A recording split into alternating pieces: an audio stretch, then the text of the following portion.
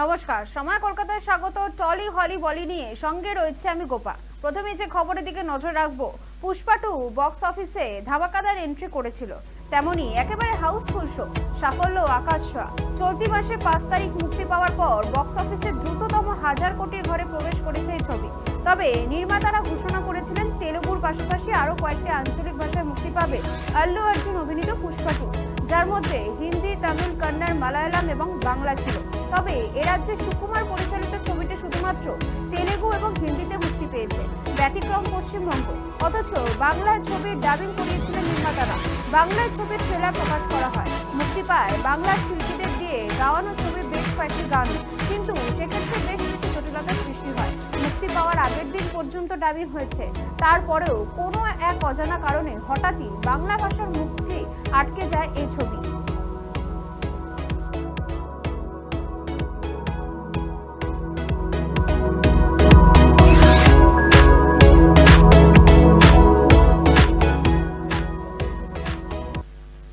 প্রিয়াঙ্কা চোপড়ার উত্থান হয়েছিল মডেলিং এর হাত ধরে, তারপর বিশ্ব জয় করে পা রাখেন বলিউডে, তাতে সোনাও পেয়েছে। তবে আপাতত সংসার, মেয়ে আর হলিউডের কাজ নিয়ে ব্যস্ত প্রিয়াঙ্কা চোপড়া। তাকে এবার বলিউডে দেখার জন্য মুখিয়ে আছেন তার অনুরাগীরা। এবার তাদের জন্য সুখবর শোনালেন দেশি গার্ল, জানালেন তিনি বলিউডে কামব্যাক করতে প্রস্তুত।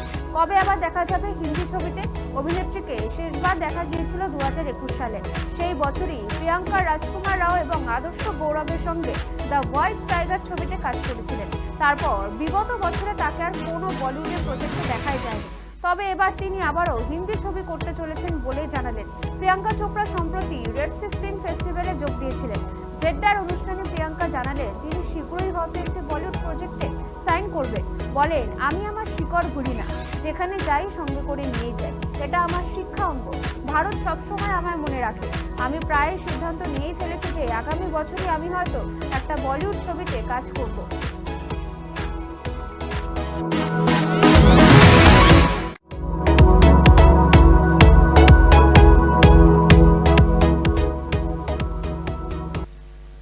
চলতি বছরে বিয়ে করেছেন সোনাক্ষী এবং জাহির ইকবাল। বিয়ের পর থেকে বিভিন্ন জায়গায় একসঙ্গে ঘুরেছেন, হানিমুনেরও একাধিক ছবি সোশ্যাল মিডিয়ায় ভাগ করে নিয়েছেন। বিয়ের পর থেকেই অভিনেত্রী প্রেগনেন্ট হওয়া নিয়ে একাধিক গুঞ্জন ছড়িয়েছে। এবার সোনাক্ষী সংবাদ মাধ্যমের মুখোমুখি হয়ে জানান, হ্যাঁ ভাই, এই তো সেদিন জাহিরকে শুভেচ্ছাও জানালেন। অভিনেত্রীর সংশোধন, আমি বলতে চাই যে আমি মোটেই অন্তঃসত্ত্বা নই, শুধু একটু মোটা হয়ে গিয়েছি। আচ্ছা, আমরা কি দাম্পত্যটা একটু উপভোগ করবো না? বউয়ের মুখের কথা প্রায় টেনে নিয়ে জাহির বলেন, এই তো কাল থেকেই ওর ডায়েট শুরু হচ্ছে। উল্লেখ্য, কিছুদিন আগে সোনাক্ষী বলেছিলেন নায়িকারা বিয়ে করলেই রটে প্রেগনেন্ট হওয়ার গল্প। তবে সবাইকে জানাতে চাই, এখন সন্তান নিয়ে আসার কোনো পরিকল্পনাই নেই। আরো অন্তত 2-3 বছর সময় নেব, কারণ জাহির আমি দুজনেই এখনো বাচ্চা।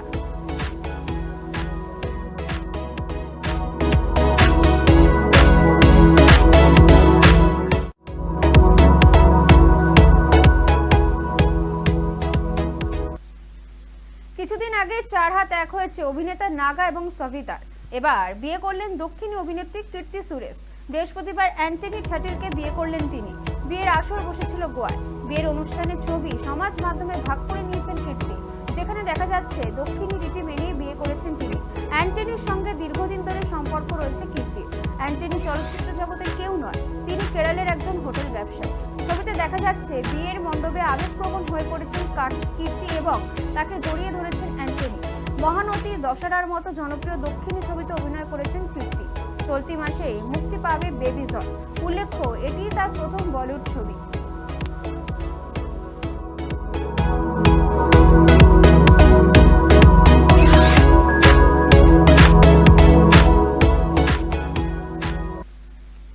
হাউসফুল 5 ছবি শুটিং করতে গিয়ে চোট পেয়েছেন অক্ষয় কুমার। সূত্রের খবর, তার চোখে আঘাত লেগেছে।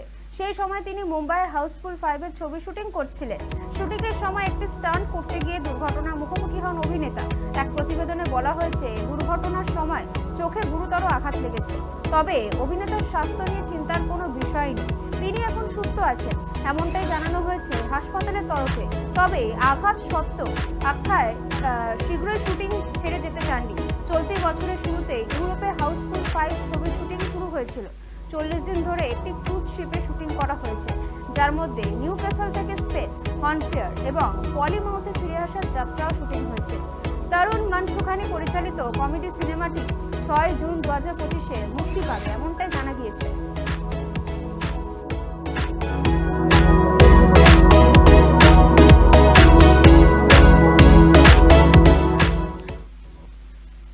সোশ্যাল মিডিয়ায় ব্যক্তিগত জীবন চর্চা করতে একদমই পছন্দ করেন না অভিনেতা জিৎ, কিন্তু মেয়ের জন্মদিনে ব্যতিক্রম। মেয়ের জন্মদিনে তার বিভিন্ন আনন্দ করার টুকরো টুকরো কোলাজ ভাগ করে নিলেন অভিনেতা জিৎ, সঙ্গে লিখলেন লম্বা বার্তাও। তিনি লিখেছেন, 12 বছর পূর্ণ হলো মেয়ের। 12/12/2012 এমন তারিখেই বাবা মা হয়েছিলেন জিৎ ও তার স্ত্রী। কোলে এসেছিল ছোট্ট নবান্না। সোশ্যাল মিডিয়ায় মেয়ের সঙ্গে মিষ্টি একটি ভিডিও শেয়ার করে নিয়েছেন জিৎ। তিনি লিখেছেন, আমাদের প্রত্যেকের জীবনে এমন সময় আসে একবার না একবার যখন বাবা মা বলেছে নিজে বাবা মা হও তাহলে বুঝবে। 12/12/2012-তে তুমি প্রথম যখন আমার কোলে এলে সেই কথাটার মানে বুঝতে পারলাম আমরা, আর প্রত্যেকটা দিনই বুঝতে পারছি। এমন একটা স্বার্থহীন সম্পর্ক এটা, যেটাকে ম্যাজিক ছাড়া আর কিছুই বলা যায় না।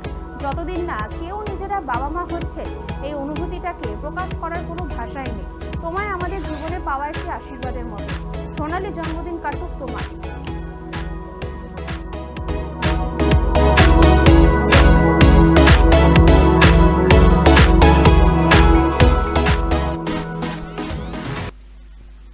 গত সপ্তাহে টিআরপির তালিকায় শীর্ষে ছিল কথা ধারাবাহিক। চলতি সপ্তাহ ফুলকিকে পিছনে ফেলে এগিয়ে শীর্ষেই থাকলো ধারাবাহিক কথায়, প্রাপ্ত নম্বর 7.5। দ্বিতীয় স্থানে ফুলকি ধারাবাহিক। একই নম্বর পেয়ে দ্বিতীয় স্থানে জায়গা করলো গীতা এলএলবি উড়ান পরিণীতা, তাদের প্রাপ্ত নম্বর 7। তৃতীয় স্থানে রয়েছে ধারাবাহিক জগদ্ধাত্রী, ধারাবাহিকের প্রাপ্ত নম্বর 6.9। চতুর্থ স্থানে 6.8 নম্বর পেয়ে জায়গা করে নিয়েছে আনন্দী ধারাবাহিক। পঞ্চম স্থানে ধারাবাহিক রাঙামতি তীরন্দাজের প্রাপ্ত নম্বর 6.7। কোন গোপনে মন ভেসেছে ধারাবাহিক রয়েছে ষষ্ঠ স্থানে, তাদের রেটিং নম্বর 6.7।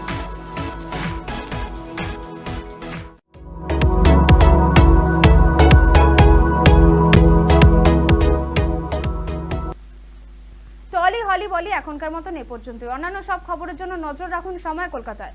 সময় বলবে সময়ের কথা।